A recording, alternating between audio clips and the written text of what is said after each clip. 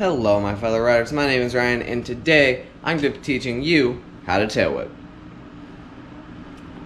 Okay, so I gotta get the warm up out of the way. I'm not gonna include anything from that, but I haven't ridden it all today.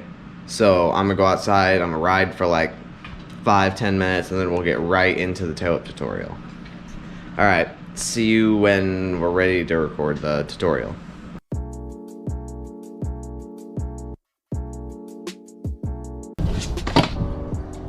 Why hello. Okay, so the secret, well no, I'm not gonna start with that, that's weird. Okay, well, basically, so first you probably know what a tail whip is, and literally the only thing you need to do tail whips is just to know how to bunny hop well, preferably horse hop, or J hop, or bunny hop, or whatever you want to call it. But basically, where you pull your front wheel up and then you lift off your back wheel. That will be very helpful for this trick because one, it allows you to get it higher, easier, and it is a part of the kick to do it that way.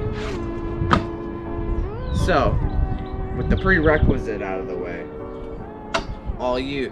that's all you need to know how to do the trick. Now onto what the trick is. So in basic terms, it's just whipping the deck around in a circle. But the actual trick, so I did a heel whip tutorial a little while back, and that wasn't received very well. But this trick is the same type of motion as a heel whip, except the deck is spinning the opposite way. So instead of coming around to your heels like a heel whip, it comes around to the front of you like a tail whip. That's what a tail whip is. In order to do the motion, it's the same thing as the heel whip with the bars spinning like this, except for instead of doing it out here with the heel whip, you do it here with the tail whip.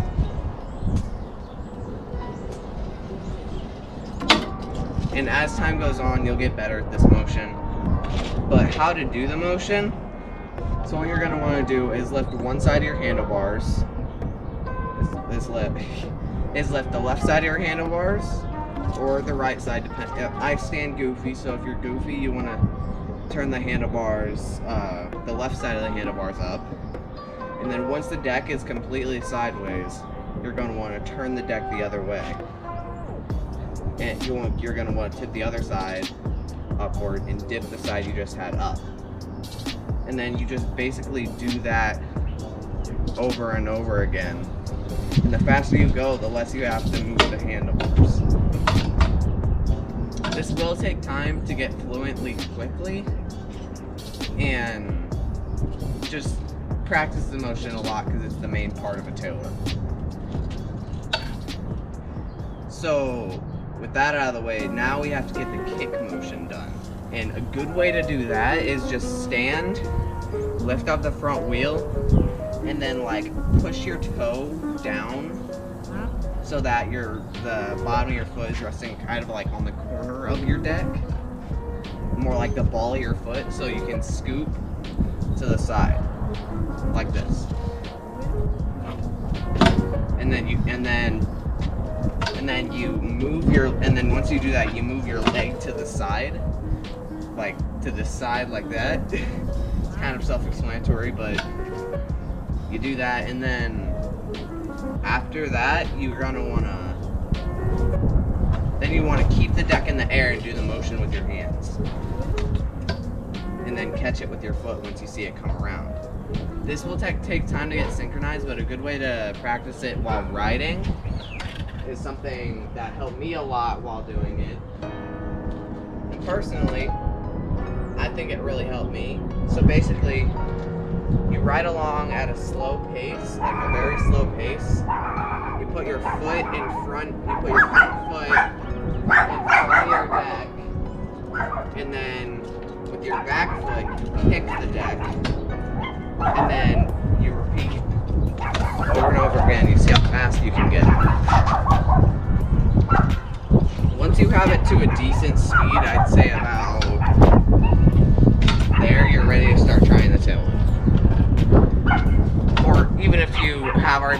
that's a good point to say you're pretty much ready to land the trick. Once you can do that, it's generally pretty simple.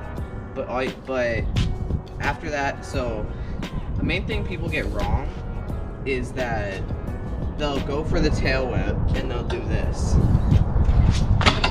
Can you tell me what's wrong with that? If you don't know how to tail whip, probably not. If you can, then yes, you can. I'm not committing to the tail whip. I may say I'm committed to landing on it, but that doesn't mean I'm committed to trying the trick. Because when you commit to trying the trick, you actually jump and try and keep your feet in the air, which is what most people don't do. They try and get back to the ground as fast as possible because that's where they're most comfortable. But you want to be able to stay in the air as long as possible, because the longer you have in the air, the longer the tail whip has to come around under you, which is helpful. And the way to do this that I find works for beginners the most is pull up your legs. It may not land it every time, but it'll give you time to get the deck around. It'll give you time to get the feeling of having the deck come around underneath you. Like, it just helps. You have to jump and pull your legs up in order to keep your body off the ground so you can complete the tail whip before you hit the ground. Something people also might do wrong is they'll commit to it, except for they'll do this. And the deck will land way out here and they're concerned and they don't know why. It'll come all the way around, but it won't land. It will be like a foot out to the side or in front of them. And that's because they're not really keeping it under them, which isn't too difficult. All you've got to do to keep it under you is focus most of your head into saying keep the deck, into saying pull the bar into your waist a little. And then doing that motion I said earlier will also help with this. And other than that, most people have it right, but another key is when you're gonna kick. So you want to kick. So you remember the bunny hop technique I said earlier, right?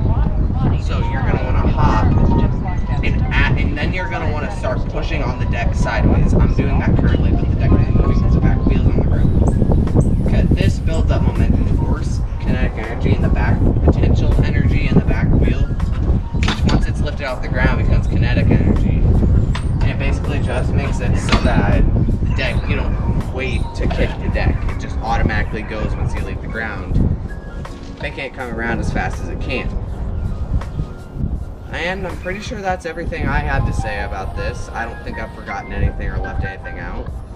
But if you are having trouble with this trick, tell me in the comments, and tell me what you think is happening in the comments, and I'll see if I didn't cover it in the video, I'll reply and tell you what I did, and tell you the answer to your question. But yeah, other than that, I'm gonna show you I'll put a few clips at the end here of me doing it down a few things, or doing it wherever, doing it in a few different places. Sneeze. But yeah, I will see you guys for the outro, which is now. So, well, I'll put this in. After this, there's gonna be a couple clips, and then that's gonna be where the outro sequence goes in. Okay, so this is gonna be the end of the video, guys. Thank you all so much for watching. Don't forget to like and subscribe, and I will see you all next time. Goodbye.